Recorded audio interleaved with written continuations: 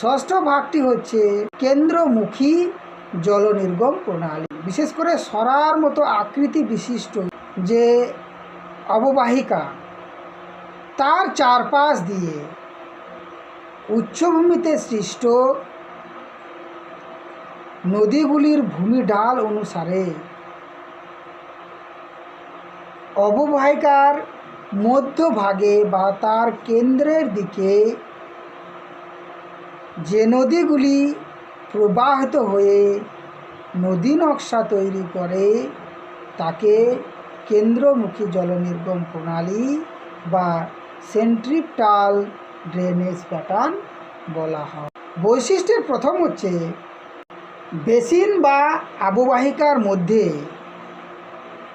বা তার চারিপাশ দিক দিয়ে এই নদীগুলি প্রবাহিত হয়ে আসবে।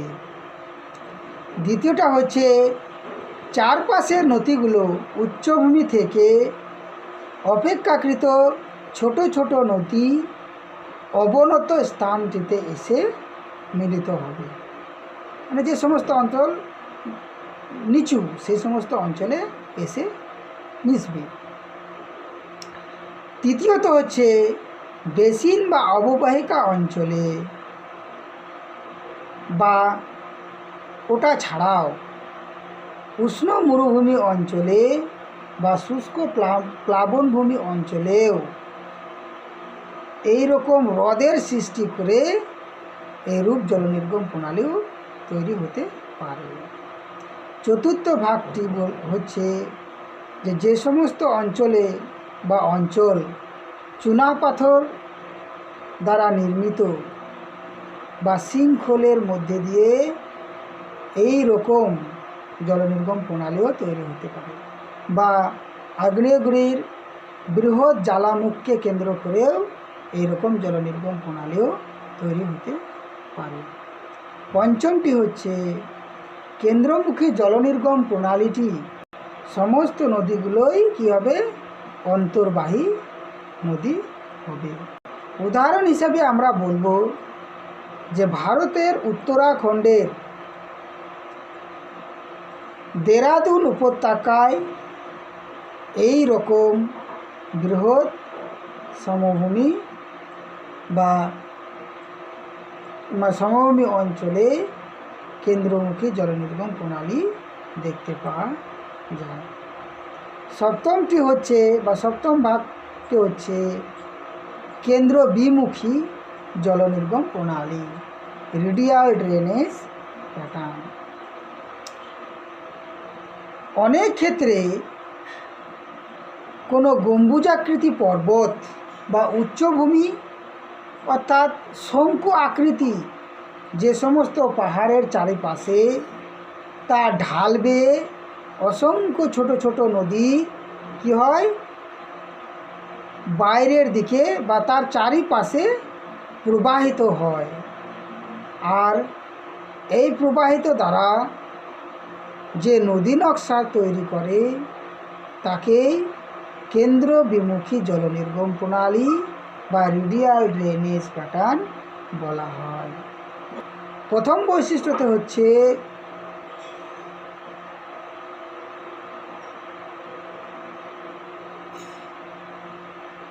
কোনো উচ্চ অংশে, উদাহরণ থেকে বলবো, উচ্চ অংশে যদি জল ঢালা হয় সেই জলগুলি যেমন চারিপাশে ছিটিয়ে পড়ে বা ছড়িয়ে পড়ে, ঠিক সেই রকমভাবে উত্তল ভূমিরূপের কেন্দ্রীয় অংশ থেকে নদীগুলি কী হয়, চারিদিকে বেরিয়ে পড়ে।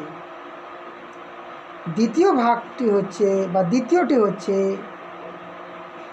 যেহেতু শঙ্কু বা উচ্চভূমি বা পাহাড় থেকে তার ঢাল বেয়ে নদীগুলো প্রবাহিত হয় বলে এই নদীগুলোর গতিবেগ বেশি হবে। তৃতীয়ত হচ্ছে সেই নদীগুলোর উচ্চ অংশ থেকে প্রবাহিত হওয়ার জন্য এদের ক্ষয় ক্ষমতা বেশি হবে। চতুর্থটি হচ্ছে এই নদীগুলোর উপনদীর সংখ্যা থাকে না। উদাহরণ হিসেবে বলা যাচ্ছে ভারতের ছোটনাগপুর মালভূমি অঞ্চলে তার প্রাচীন উচ্চভূমির দিকে এই রকম জলনির্গম প্রণালী দেখতে পাওয়া যায়। অষ্টম পয়েন্টটি হচ্ছে অঙ্গুরিয়াকার জলনির্গম প্রণালী। কোনো উচ্চভূমির থেকে বা কোনো শঙ্কু আকৃতি উচ্চভূমি বা পর্বত থেকে পর্যায়ক্রমে কঠিন কোমল শিলাস্তর বিশেষে পর্বতের ঢাল বেয়ে সৃষ্ট অনুগামী নদীগুলি তার গতিপথের দুধারে কোমল শিলাস্তরের কাছে বা কোমল শিলাস্তরে যে উপনদীগুলি বা পরবর্তী নদীগুলির সৃষ্টি করে, সেই নদীগুলি সমকোণে এসে প্রধান নদীতে মিলিত হয়। তারপরে কঠিন শিলার ওই পূর্ববর্তী নদী উপত্যকায় কোমল শিলার বরাবর একটি গম্বুজ বেষ্টন করে বিস্তার লাভ করবে, আর এর ফলে ওই গম্বুজের চারপাশে প্রায় গোল করে নদীটি প্রবাহিত হয়।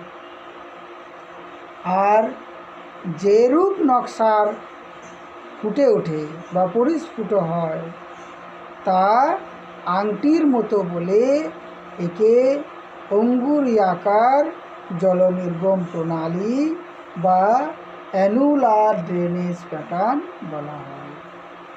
বৈশিষ্ট্যের প্রথমটি হচ্ছে যে উচ্চ অংশে থেকে পর্যায়ক্রমে কঠিন আর কোমল শিলাস্তরে গম্বুজাকৃতি পর্বতের প্রথম ঢাল বরাবর তার নিচে এই রকম জলনির্গম প্রণালীর সৃষ্টি হবে। দ্বিতীয়টি হচ্ছে প্রধান নদীর গতিপথ তার দুপাশে পরবর্তী নদী বা উপনদীগুলির সৃষ্টি হবে। তৃতীয়ত হচ্ছে নরম বা কোমল শিলাস্তরের অবস্থান অনুসারে এই উপনদীগুলি উপত্যকা প্রধান নদীর সমকোণে সৃষ্টি হবে। চতুর্থটি হচ্ছে এই গম্বুজাকৃতি পর্বতের কেন্দ্রবিমুখী এবং অঙ্গুরিয়াকার জলনির্গম প্রণালী একসঙ্গে দেখা যাবে। উদাহরণ হিসাবে বলা যাবে আমেরিকা যুক্তরাষ্ট্রের দক্ষিণ ডাকোটায় ব্ল্যাক হিল পাহাড়ে প্রায় চক্রাকারে বেষ্টন করে এই রেড নদী প্রবাহিত হয়েছে। নবমটি হচ্ছে বর্ষি বা আকসি রূপ জলনির্গম প্রণালী। যে অববাহিকার মধ্যে দিয়ে উপনদী প্রবাহিত হবে তার প্রধান নদীর গতিপথে বা তার উল্টো দিকে প্রবাহিত হয়ে নদী শেষে প্রধান নদীর দিকে মুখ করে অর্থাৎ বর্ষি বা আকসির মতো বেঁকে কী হয় তার সঙ্গে মিলিত হবে, তখন তাকে বর্ষি বা আকসি রূপ জলনির্গম প্রণালী বা বারবে ড্রেনেজ প্যাটার্ন বলা হয়। প্রথম পয়েন্টটি হচ্ছে সাধারণত অনেক সময় অববাহিকায় প্রধান নদী যেদিকে প্রবাহিত হয় ঠিক তার উল্টো দিকে কোনাকুনি আকারে এই নদীগুলি বা উপনদীগুলো প্রবাহিত হয়ে প্রধান নদীর সঙ্গে মিলিত হয়। কিন্তু বর্ষি বা আকসিরূপ জলনির্গম প্রণালীতে উপনদী প্রবাহের বেশিরভাগটাই প্রধান নদীর গতিপথের বিপরীত দিকে প্রবাহিত হয়ে শেষে আবার প্রধান নদীতে এসে মিলিত হয়। দ্বিতীয়টি হচ্ছে, যে সমস্ত উপনদীগুলি বেঁকে প্রধান নদীর সঙ্গে মিলিত হয় এবং সেই বাঁকের উত্তল মুখে প্রধান নদীর ঊর্ধ্ব গতির দিকে এটি সৃষ্টি হবে। তৃতীয়ত হচ্ছে, অনেক সময় এই নদীগুলি তির্যক ভঙ্গিতে অববাহিকার উত্থানের জন্য বা নদী গ্রাসের জন্য এই ধরনের জলনির্গম প্রণালীর সৃষ্টি হয়। চতুর্থটি হচ্ছে, বেশিরভাগ জায়গাতেই এই জলনির্গম প্রণালী গড়ে ওঠে। ঝাড়খণ্ডের সুবর্ণরেখায় এই ধরনের খাড়ায় কড়কড়ি ঊর্ধ্ব গতিতে এই রকম বর্ষি বা আকসিরূপী জলনির্গম প্রণালী দেখতে পাওয়া যায়। বা দশম ভাগটি হচ্ছে হেরিংবোন সাদৃশ জলনির্গম প্রণালী। কোনো অববাহিকায় সরল রেখায় প্রবাহিত প্রধান নদীর সঙ্গে দুপাশের উপনদীগুলি প্রায় সরল রেখায় প্রবাহিত হয়ে প্রধান নদীর সঙ্গে এসে মিলিত হলে যে নদী নকশা ফুটে ওঠে বা সৃষ্টি হয় তার সঙ্গে হেরিং মাছের কাঁটা মিল থাকায় বা সাদৃশ্যতা থাকায় এই রূপ জলনির্গম প্রণালীকে হেরিংবোন জলনির্গম প্রণালী বা হেরিংবোন লাইক ড্রেনেজ প্যাটার্ন বলবো। বৈশিষ্ট্যর প্রথমে হচ্ছে, অববাহিকার মধ্যে প্রধান নদী সরল রেখায় প্রবাহিত হবে, অর্থাৎ সোজায় প্রবাহিত হয়ে যাবে। দ্বিতীয়টি হচ্ছে, ওই প্রধান নদীর দুপাশে উপনদীগুলির গতিপথ প্রায় সরল রেখায় দেখা যাবে। তৃতীয়ত হচ্ছে, ওই জলনির্গম প্রণালী একটি উল্লেখযোগ্য বৈশিষ্ট্যের উপর নির্ভর করে দুপাশের উপনদীগুলোর মুখোমুখি এসে মিলিত হয় না।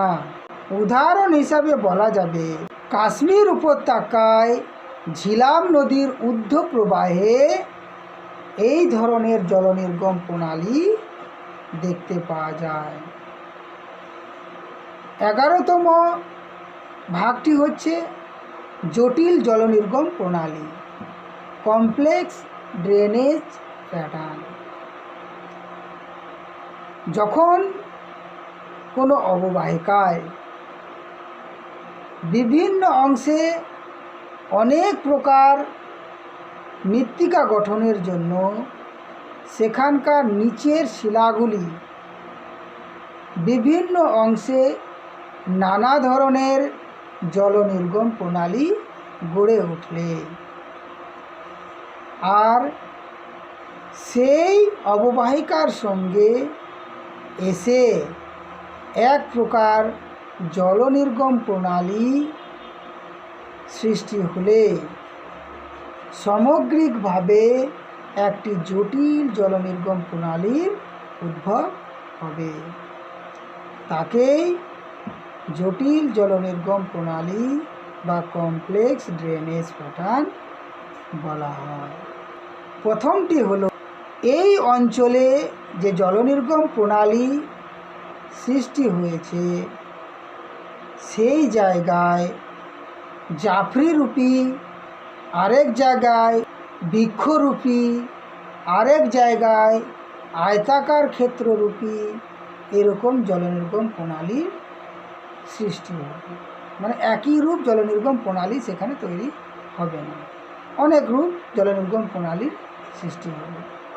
দ্বিতীয়ত হচ্ছে, যে সমস্ত অববাহিকার মধ্যে এই রকম জলনির্গম প্রণালী দেখতে পাওয়া যায়, তার বিভিন্ন অংশে ক্ষুদ্র ক্ষুদ্র অববাহিকার মধ্যে ভূগঠনের পার্থক্য থাকার জন্য উপনদীর ক্ষুদ্র ক্ষুদ্র অববাহিকায় এই ধরনের নদী নকশা উৎপত্তি ঘটে।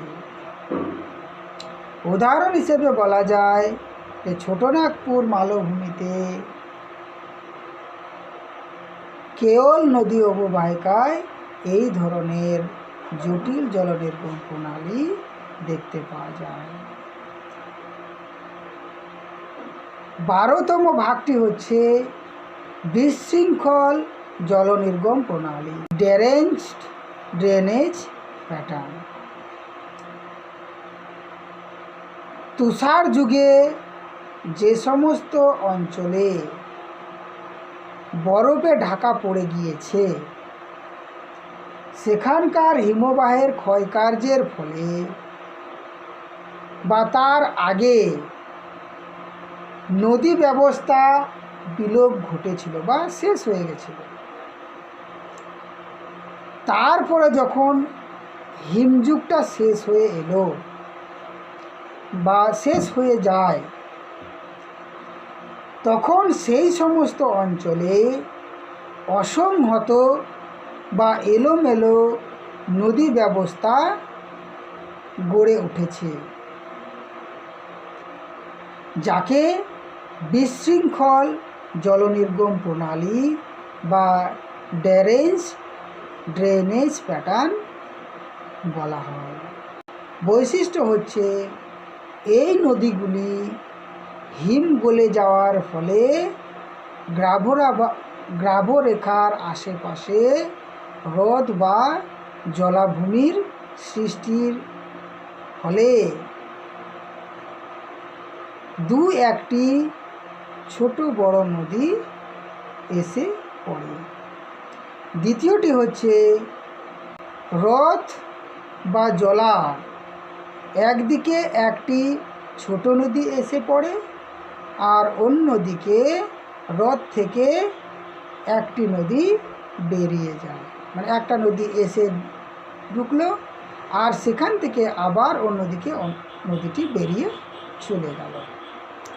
তৃতীয়টি হচ্ছে, কোনো কোনো জায়গায় এই রূপ জলনির্গম প্রণালীগুলি বা নদীগুলি একটি নির্দিষ্ট জলা অঞ্চলে বা জলাভূমির মধ্যে সংযোগ রক্ষা করে বা সংযোগ স্থাপন করে প্রবাহিত হয়।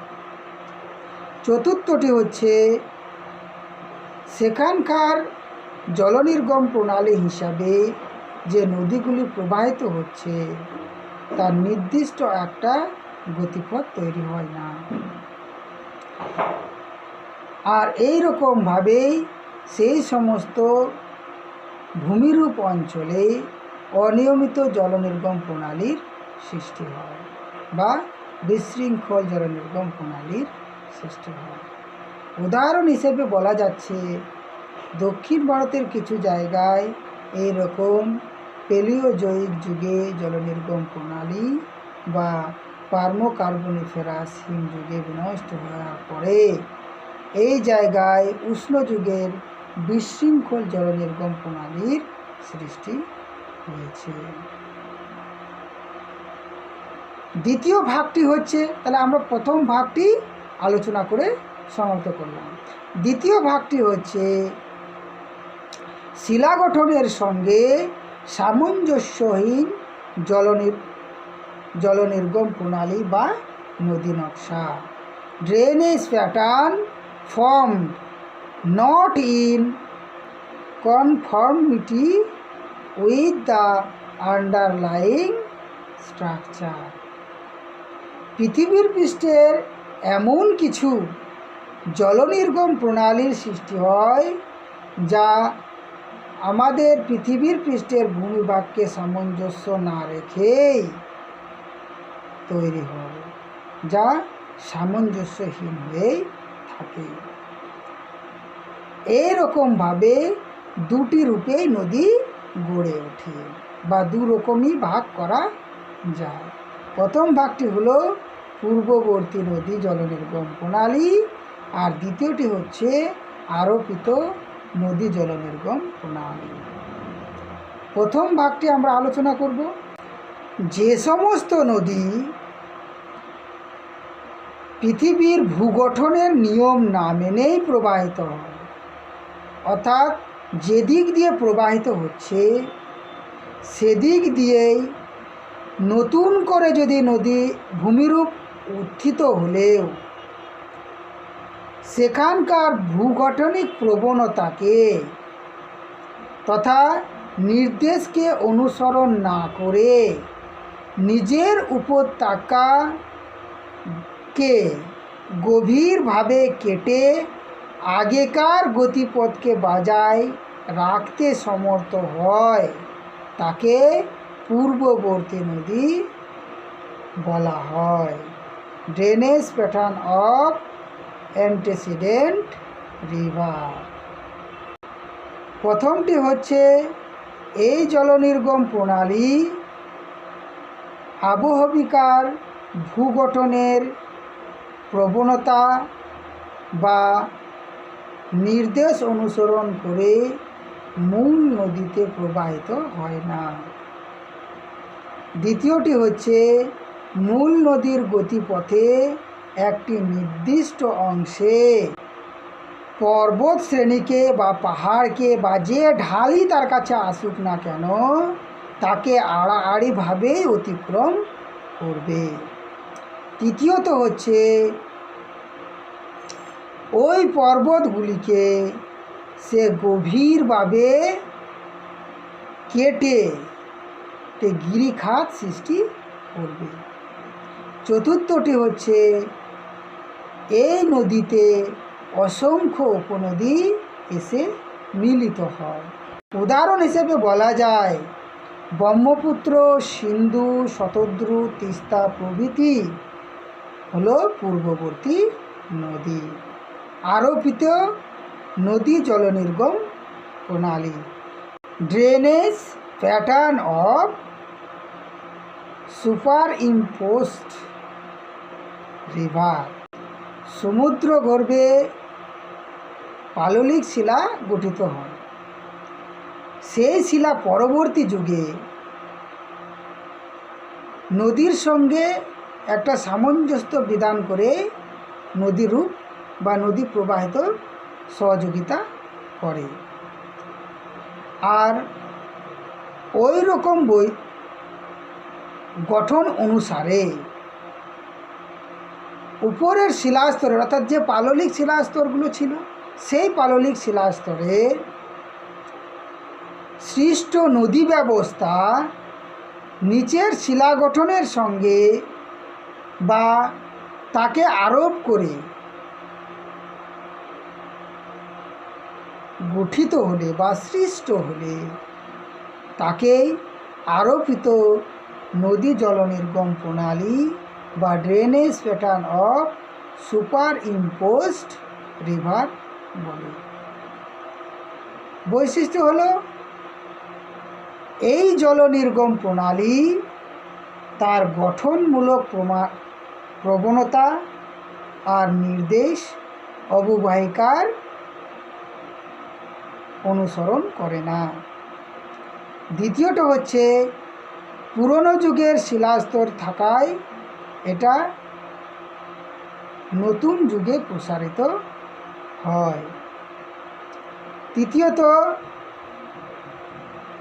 নদী উপত্যকার শিলাস্তর ভূতাত্ত্বিক গঠনের সঙ্গে সামঞ্জস্য থাকে না। চতুর্থ হচ্ছে সমুদ্র গর্ভ থেকে পাললিক শিলাস্তর গঠিত ভূভাগ, লাভা সঞ্চিত ভূমিভাগ, হিমবাহের গাভরেখায় সঞ্চিত ভূমিভাগ চাপা পড়ে থাকা পূর্বেকার বিভিন্ন যুগের বিভিন্ন গঠনযুক্ত শিলাস্তরে এই রকম জলনির্গম প্রণালী গড়ে ওঠে। যেমন রাজস্থানের চম্বল বানস নদীতে এই রকম জলনির্গম প্রণালী লক্ষ্য করা যায়। যাই হোক, এতদূর পর্যন্তই আলোচিত অংশ ছিল। যে সমস্ত ছাত্রছাত্রী এখনও আমার ভিডিও দেখতে পাওনি তারা এই চ্যানেলকে অনুসরণ করো, তাহলে পরবর্তী বা তার পূর্ববর্তী ভিডিওগুলো দেখতে পাবে। আর চ্যানেলটিকে অবশ্যই সাবস্ক্রাইব করতে ভুলো না।